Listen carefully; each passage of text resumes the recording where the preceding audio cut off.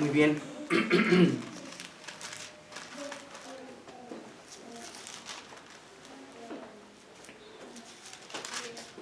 Pues, antes que nada, gracias por darme su atención. Para mí es un honor que me den chance de hablar, que me escuchen. Y, le decía yo a mi papá que como que no tenía yo así un mensaje, así tal cual, que yo sintiera de parte de Dios. A veces le pregunto, si Dios, oye, como que no tengo chance de hablar, ¿qué opinas? ¿De qué hablo? Y a veces viene una idea muy clara y con eso corro. Pero esta vez como que estaba muy, así como que no. Entonces, lo que pienso es hacerles más que nada, es como un comentario de algo que estuve, sí, no sé si saben, por cuestión de mi trabajo, reviso videos que han traducido de diferentes ministerios. Y coincidió, dos ministerios distintos estaban hablando de un tema que me pareció muy interesante, que era acerca de, hablaban de la estructura del templo del Antiguo Testamento. Dice la Biblia que Moisés sigue un patrón que él vio en el cielo. Y entonces imagínense un rectángulo que tiene a su vez dos, el templo, y bueno, le llaman tabernáculo, que era una serie de tiendas. Lo que habían hecho era, en el tiempo de Moisés, un rectángulo, ¿no? Entonces imagínense un rectángulo. Dentro de ese rectángulo había otro rectángulo, que era el templo, ¿El lugar santo? Bueno, no, le llaman a veces tabernáculo de reunión, como que tiene diferentes nombres, porque después ese templo de tiendas lo vuelven templo fijo, ya con materiales firmes, que es el templo de Salomón. Entonces, primero ese se le llaman tabernáculo, que está hecho de tiendas, era movible, se movía conforme Dios, la presencia de Dios se movía, ellos levantaban el templo, la tienda, y se movían. Entonces, les digo, imagínense un rectángulo.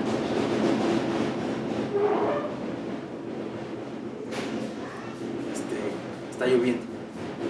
Bueno, entonces, de ese rectángulo adentro tenían ese punto de reunión, y ese punto de reunión estaba dividido entre el lugar santo y el lugar santísimo, ¿no? Entonces, imagínense, rectángulo, y luego tenían otro rectángulo chiquito y estaba dividido en dos partes. Entonces, la rutina que tenían era que adentro de ese lugar, de ese rectángulo dividido, estaba el lugar santo y luego el lugar santísimo. En esa parte del lugar santísimo, adentro estaba el arca del pacto.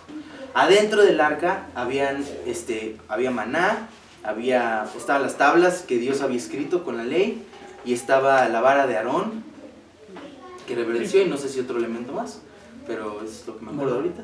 Maná. Y entonces, dice que era una caja, ¿no? Otro rectángulo dentro del rectángulo, que les digo, todo esto seguía lo que se supone que Moisés vio de un patrón en el cielo. Moisés se lo reporta al pueblo de Israel, Israel genera esto con tiendas. Y entonces, parte del arca, había una parte que tampoco me imagino muy bien, que le llamaban el propiciatorio, que era un lugar en donde se derramaba sangre, para como un,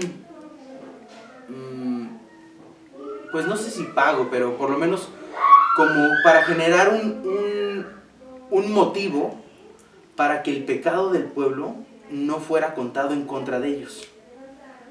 Entonces entraba un sacerdote a derramar esta sangre en esa parte del propiciatorio, que les digo, no me imagino si era parte de la caja del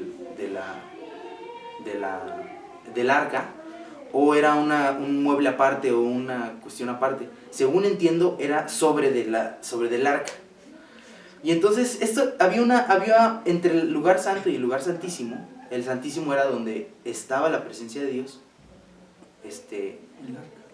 donde estaba el arca. Entre esos dos había una tela, le llaman el velo, que bueno, a veces decimos velo y yo me imagino el velo de una novia, ¿no? Así, una telita en la cara. Pero sucede que era un velo, no era un velo así chiquito, era un velo grueso. Algún estudioso sabrá específicamente cuántos centímetros de grosor, pero aparentemente no era así, o sea, era como si fuera una tela grande. Un conjunto de alfombras persas. Exactamente, así, varias capas. Entonces no atravesaba para entrar vista. había que, exacto, no había como si fuera esta, ¿no? era, se cuenta, pues era una pared así de grandota y gruesa, ¿no? Entonces, este mismo modelo, después de ser tiendas, David desea hacer un templo, le dice a Dios, yo estoy viviendo una casa y tú estás ahí en una tienda, yo te quiero construir un templo, una casa. Dios le dice, qué bonito deseo, no gracias, pues lo va a hacer tu hijo. Entonces después Salomón lo hace. Y después ese templo sufre varias invasiones, lo derriban, después lo reconstruye Herodes, luego ahí por ahí alguien más lo reconstruye, como 3 templos. El punto es que se derriba varias veces. La cuestión es que en tiempos de Jesús había un templo y estaban estas cosas. Ahora, lo interesante, lo que me llama la atención aquí, es la presencia de Dios, porque en la Biblia dice que la presencia de Dios estaba en el templo, en la parte del lugar santísimo.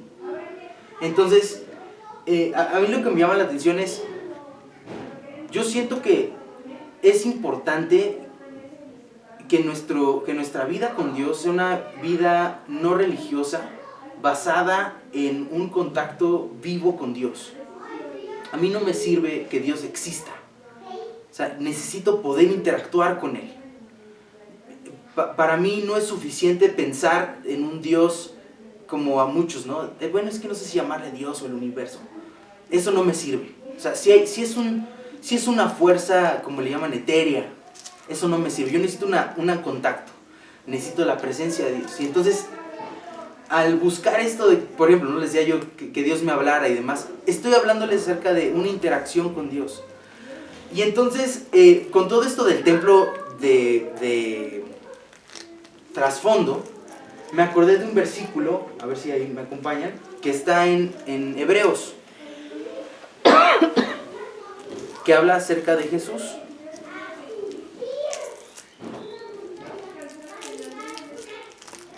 Está en Hebreos 10. A ver si me acompañan.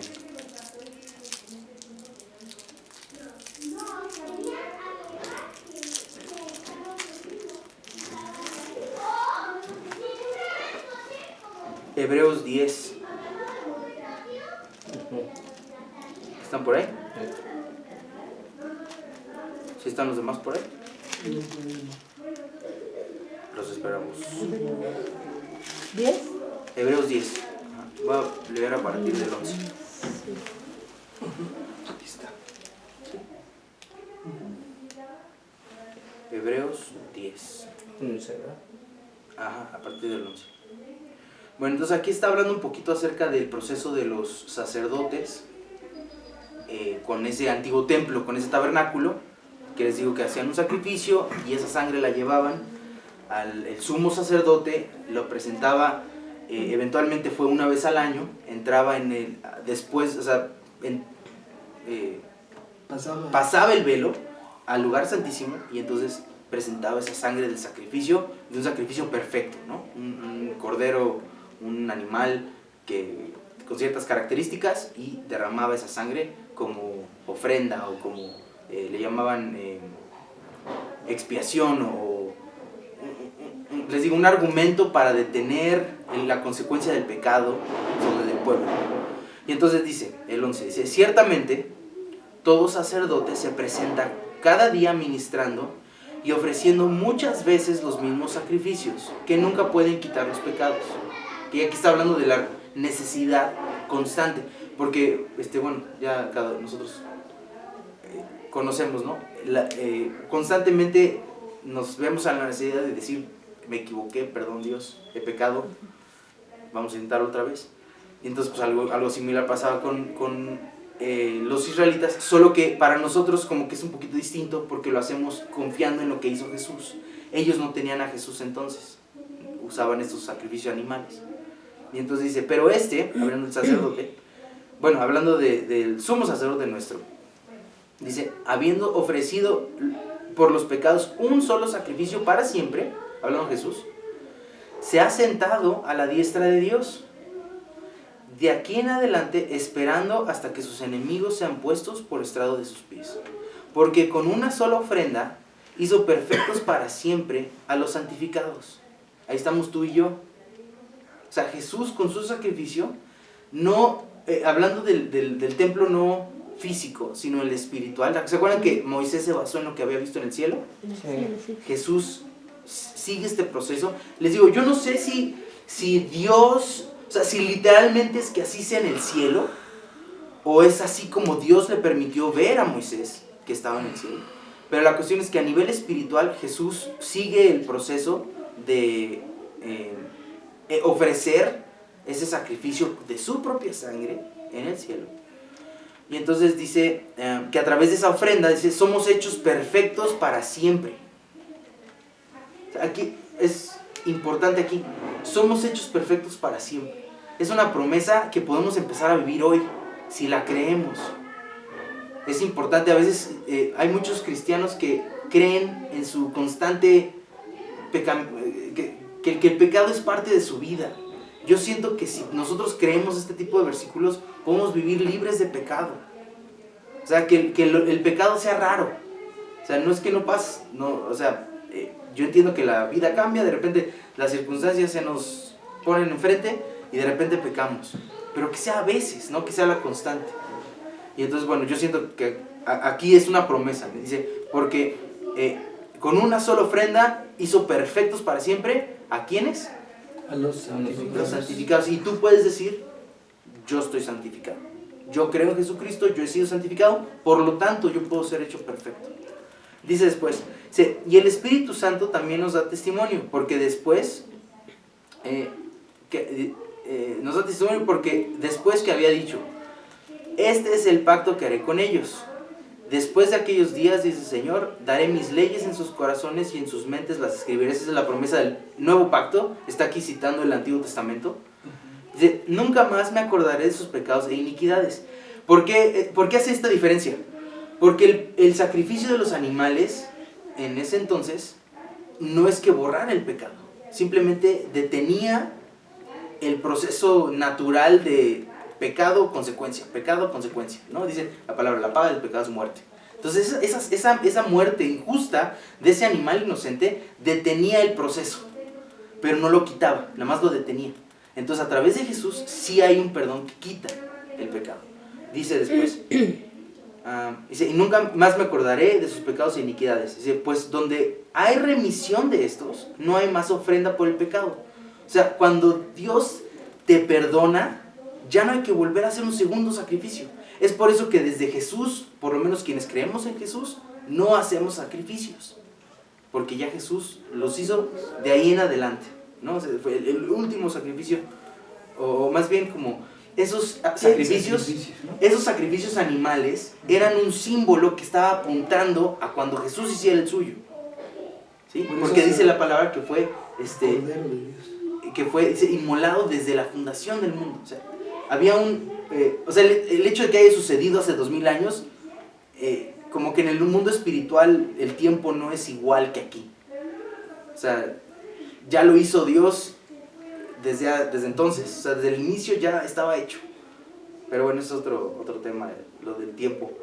Pero bueno, entonces dice, el 19, o sea, así que hermanos, teniendo libertad para entrar en ¿dónde? Dice. ¿Santuario? En el santuario. Aquí en mi versión dice en el lugar santísimo. En el santísimo. O sea, dice, teniendo libertad para entrar en el lugar santísimo. ¿Qué está en el lugar santísimo? La presencia de Dios. La presencia de Dios. Ahí es donde les digo que me empezó a llamar la atención esto. Dice, teniendo libertad para entrar en el lugar santísimo por la sangre de Jesús, dice, por el camino nuevo y vivo que Él nos consagró a través de, ¿qué dice? A través del velo. Del velo. Esto es, dice, por su carne. Y teniendo un gran sacerdote sobre la casa de Dios, acerquémonos con corazón sincero, en plena certidumbre de fe, purificados los corazones de mala conciencia y lavados los cuerpos con agua pura. El argumento continúa. Lo que me llama la atención es esto. por el camino nuevo y vivo que Él nos consagró a través del velo, esto es, por su carne. Y entonces ahí es donde me llamó mucho la atención. En cuanto a mi vida, mi pregunta es, bueno, eso que estoy pidiendo, que es una exposición a la presencia de Dios, ¿tendrá también un velo? ¿Habrá también un velo? Yo tiendo a pensar que sí, porque, por lo menos, no sé si ustedes, pero en mi experiencia, siento que mi contacto con Dios no, como que tiene variaciones. O sea, hay momentos, me acuerdo una vez, estábamos yendo al cine, estaba Erika conmigo, nos habíamos sentado para ver la película y en ese momento sentía yo que Dios estaba, la presencia de Dios estaba conmigo, estaba así como que algo pasaba. Pero hay momentos en donde cero. O sea, eso lo puedo comentar como un momento así como un clímax, pero hay otros momentos en donde así de Dios, ¿y dónde estás? O sea, ni aunque lo busque siento que lo encuentro, ¿no? Y no estoy diciendo que es correcto ni que es lo ideal tener un cristianismo sentimentalista, que solamente si sientes es cuando Dios está. Yo siento, por ejemplo, ¿no? Dice la palabra, 2 o más están reunidos en mi nombre, yo aquí estoy en medio de ustedes, ¿no? Entonces, en cuanto a esa promesa, podemos asumir que Dios está aquí, ¿no? Si la promesa dice que cuando nosotros creemos en Jesucristo, el Espíritu Santo viene a estar con nosotros, el Espíritu Santo está aquí. Pero una cosa es que esté aquí y la otra cosa es que te des cuenta que está aquí. ¿Estamos de acuerdo? Y a eso es a lo que me refiero con la presencia. No estoy hablando de que técnicamente esté aquí, estoy hablando de que esté yo consciente. Y entonces estaba yo pensando, dice que pasó por el velo de su carne. Ahora, cuando dice la palabra que Jesús fue crucificado, dice la palabra que Él dice, consumado es. Está en la cruz, está terminando de sufrir su martirio, dice, consumado es. Y entonces dice que Él entregó su espíritu y entonces sucede que hay un temblor y entonces el velo se rasga. El velo de la presencia del lugar santísimo se rasga de arriba a abajo. Dale detalle, no dice de abajo para arriba, dice de arriba a abajo.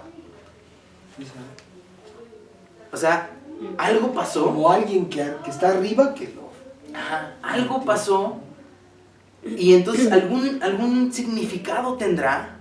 O sea, porque te digo, no es un velo como el de una novia, ¿ok? No, o sea, ahí es como que es especial. Es casi una pared. Exacto, es como una pared de telas. Y en esa pared de telas, o sea, ¿alguna vez han visto los libros estos los directorios telefónicos? Los directorios telefónicos, la sección amarilla. No sé si alguna vez han visto tipos que los rompen así. De su fuerza. Ajá, los agarran así todos gruesotes y empiezan ahí, de repente ahí logran y empiezan y los rompen a la mitad. ¿Okay? Algo así me imagino, pero de tela. Sí. O sea, todavía más difícil, más especial. Ahora la pregunta es esta, ¿eso qué significa para el cristiano? O sea, aquí está hablando de tener un acceso directo a la presencia de Dios. Dice, por el sacrificio, por la sangre de Cristo, tenemos acceso a la presencia de Dios. Y en el momento que Jesús entrega su espíritu, les digo que yo no me imagino, o sea, me lo imagino así como si fuera, se cuenta, película de ciencia ficción, porque es como que de lo único de donde mi imaginación se puede agarrar. En la línea de tiempo, ¿no? Empezando así, el pasado aquí, el futuro para acá, Jesús sale del tiempo y entra al mundo espiritual, presenta su sacrificio, su sangre y demás, y entonces eso tiene un efecto eterno, o sea, pasado y presente, porque habla de la palabra que algunos recibieron vida después de que Jesús resucitó, que también estaba muy raro eso. O sea, como que algo tiene un efecto. Y entonces ese sacrificio de Jesús cubría la vida que yo iba a tener 2000 años después. Entonces, no es nada más un sacrificio de todo lo que había pasado hacia atrás, que es lo que sucedía con los sacerdotes. Los sacerdotes ponían el sacrificio para un año. O sea, los pecados de un año como que los pagaban. Y los pecados del siguiente año, Y entonces Jesús, por algún motivo, o sea, les digo, como en el mundo espiritual es diferente, sale de esa realidad y entonces hace un pago por los pecados del mundo. Y entonces hay un efecto de que la presencia de Dios ya no está restringida a ese lugar. Sí, no, donde quiera. Pero el asunto que me queda así como que medio en el aire es eso del velo. Porque dice, por el velo esto es su carne. O sea, su cuerpo fue, así como el velo, fue roto. O sea, pasó por un proceso de tortura antes de morir. Y entonces, a través de su velo, de su carne, físicamente su cuerpo, que sufrió, se abrió un camino hacia la presencia de Dios. No sé si para que nosotros entremos o para que Él se salga. Para que la presencia de Dios pueda ocupar todo, ¿no? Porque habla de la palabra, ¿no? De que la gloria de Dios cubre la tierra. Entonces, aquí la duda que me queda es, necesitaremos nosotros aprender a pasar por el velo de nuestra carne para entrar a la presencia de Dios. O sea, yo tengo esa tendencia, yo pienso que sí. Sí, no somos santos para hacerlo. El asunto es como que Jesús nos ayuda a limpiarnos de pecado. Pero siento que hay un paso más que hay que hacer, que es Santidad, ¿no? aprender a bajarle el volumen a lo carnal Claro. y subirle el volumen al espiritual. Espiritual. Y el reto ahí es el velo de la carne. O sea, yo a veces, Dios, ¿dónde estás? Pero es Dios donde estás desde una perspectiva en donde tal vez hemos estado siendo carnales. Y entonces, si el estar carnal es un switch, ¿no? Es como un volumen. Y estamos idos hacia el volumen del lado carnal y estamos buscando la presencia de Dios, hay un velo. De vez en cuando. O sea, hay un velo. Y entonces estás tú tratando de ver a Dios y entre tu voluntad de ver a Dios y la presencia de Dios, hay un cacho de carne, ¿no? Del grosor Una lonja. de cada quien, sí. Depende del grosor de cada quien. Que obviamente no estoy hablando físicamente, estamos hablando de una cuestión, una actitud. Y entonces ahí es donde yo sentía que tal vez me contestaba yo así, ¿por qué no escucharé de Dios? Pues tal vez estoy muy carnal. Tal vez ahorita estoy más inclinado hacia las cuestiones carnales. Y entonces estoy tratando de oír a Dios como si le hiciera yo así. O sea, esa es mi carne, ¿no? Es el ejemplo. Si tengo así mis manos, ¿cuándo voy a oír a Dios?